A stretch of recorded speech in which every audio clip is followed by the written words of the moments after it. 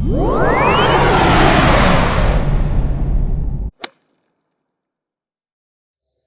हिंद पलटन, क्या हालचाल। वेलकम बैक टू लॉ पलटन। आज हम इस प्लेटफॉर्म पे नया टॉपिक स्टार्ट करने जा रहे हैं, that is section 7 of Hindu marriage act HMA का हम नया सेक्शन शुरू करने जा रहे हैं। हमने लास्ट लेक्चर में सेक्शन 5 किया था, that was condition for a Hindu marriage.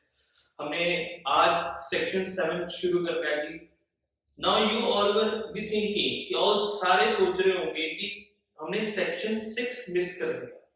Section 6 हमने इसलिए मिस किया है because that has been repeated, खत्म कर दिया जी। दैट टॉक्स अबाउट गार्डियन, ठीक है, वो खत्म कर दिया गया, रिपीट कर दिया। अब हम सेक्शन 7 पर चलते हैं कि section 7 talks about ceremonies for a Hindu marriage. वो कहते हैं क्या रिवाज क्या फॉलो करते हो आप हिंदू टाइम के जो हिंदू मैरिज में परफॉर्म किए जाते हैं, ठीक है जी। वो कहते हैं कुछ रिवाज होंगे, कुछ राइट्स होंगे जो आप फॉलो करते होंगे। फर्स्ट पॉइंट बताता है कि the customary rights and ceremonies of either party shall be perform. वो कहते हैं जब भी आप हिंदू मैरिज को सोलमनाइज करा रहे हो, जब भी आप हिंदू मैरिज कर रहे हो, तो वो कहते हैं कि उस टाइम पे कुछ कस्टमरी राइट्स जो आपके जनरेशन पर जनरेशन चलते आ रहे थे, वो rights and ceremonies of either party. वो कहते हैं दोनों पार्टी की मतलब लड़के या लड़की की, दोनों में से कोई एक धर्म की जो कि हिंदू होंगे, उनके रीति रिवाज फॉलो किए जाएंगे, ठीक है जी।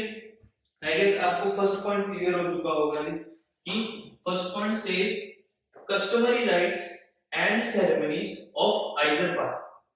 वो कहते हैं कि जब भी आप हिंदू मैरिज को सोलमनाइज कर रहे हो, तो पहली बात देखी जाएगी कस्टमरी राइट्स फॉलो हो रहे हैं या नहीं, and ceremonies of either party, दोनों में से कोई एक ही फॉलो हो रही है या नहीं।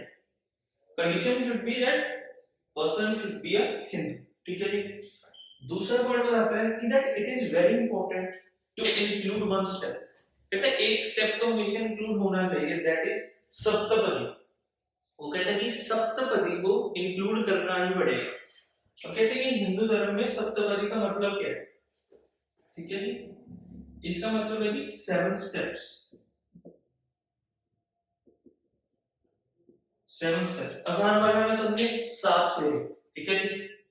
हवन कुंड के आसपास जब लड़का और लड़की घूमते हैं, ठीक है जी, फेरे ले रहे होते हैं, ठीक है जी, उन्हें हम सप्तपदी बोलते हैं, ठीक है जी। अब कहते हैं कि कुछ, अब जैसे सिख धर्म भी हिंदू रिलीजन के अंदर ही आता है, ठीक है, हिंदूज के अंडर ही आता है।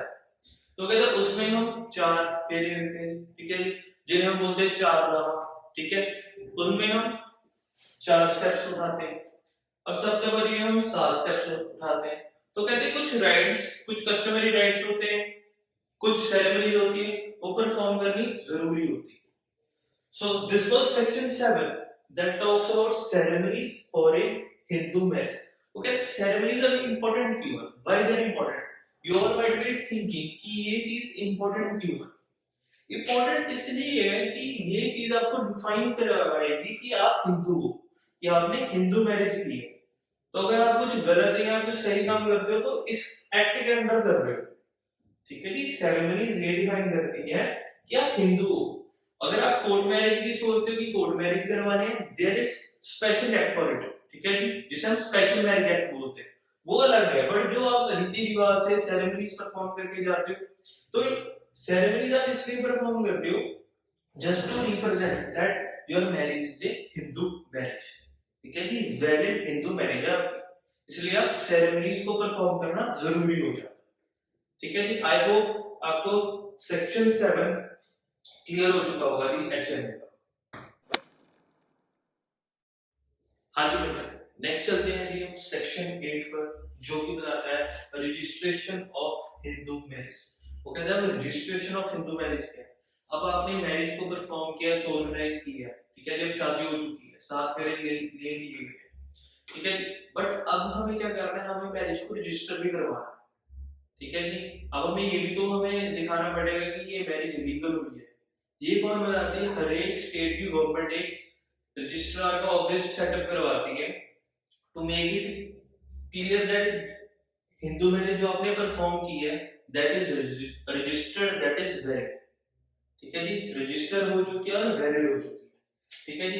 पहला पॉइंट ये बताता है कि स्टेट गवर्नमेंट कुछ कंडीशंस बनाती है, ठीक है जी, स्टेट गवर्नमेंट, ठीक है जी, स्टेट गवर्नमेंट कुछ कंडीशंस बनाती है कि हमें कुछ कंडीशंस फॉलो करनी होती है, ठीक है जी। फिर उसके बाद subject to some conditions,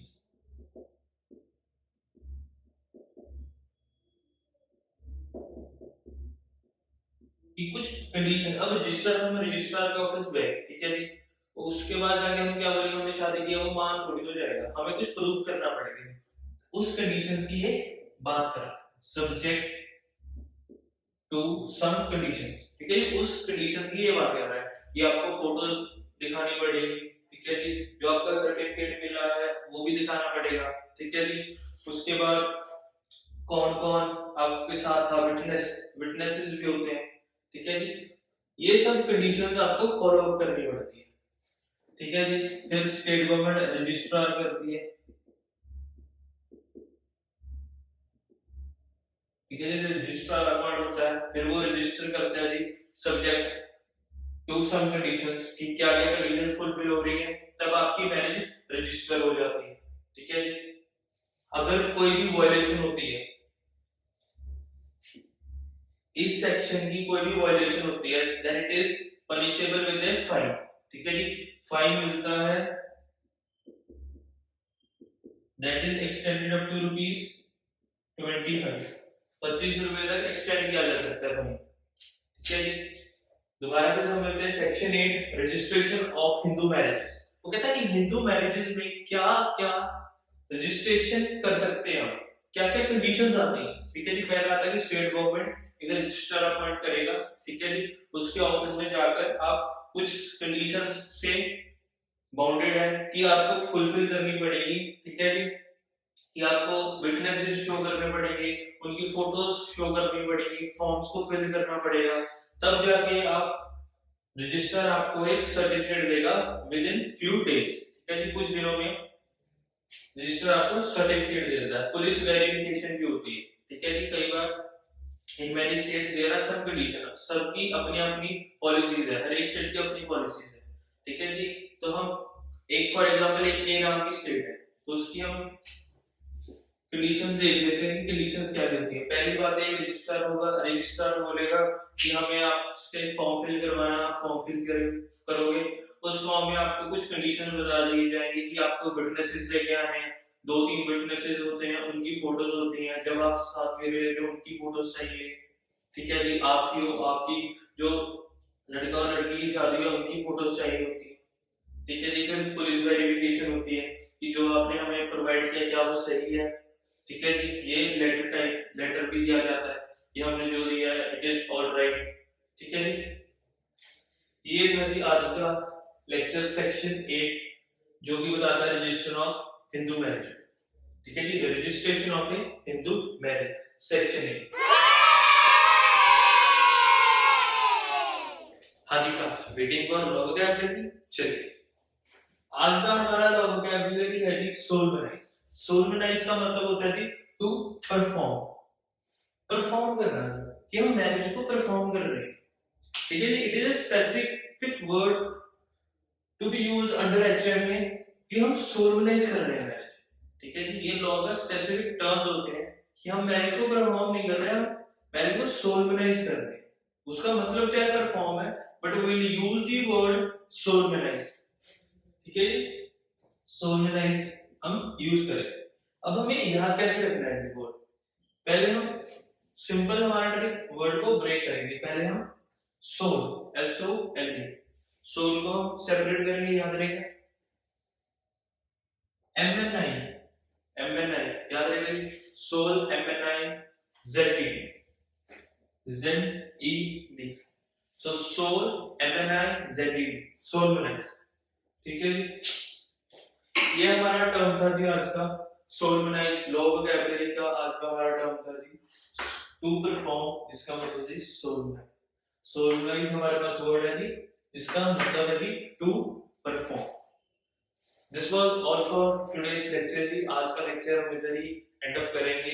I hope आपको लेक्चर समझ आया होगा। कहीं पे भी समझ नहीं आया, कहीं पे भी डाउट रहता है, comment down in the comment box, I show you that आपको रिवर्ट बैक जरूर किया जाएगा।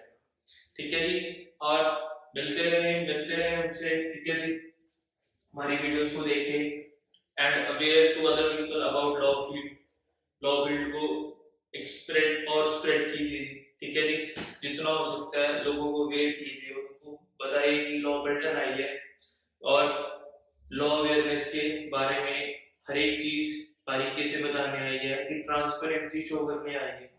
ठीक है जी, और मिलते हैं जी अगले लेक्चर में। Till that make notes, enjoy your life. जय हिंद।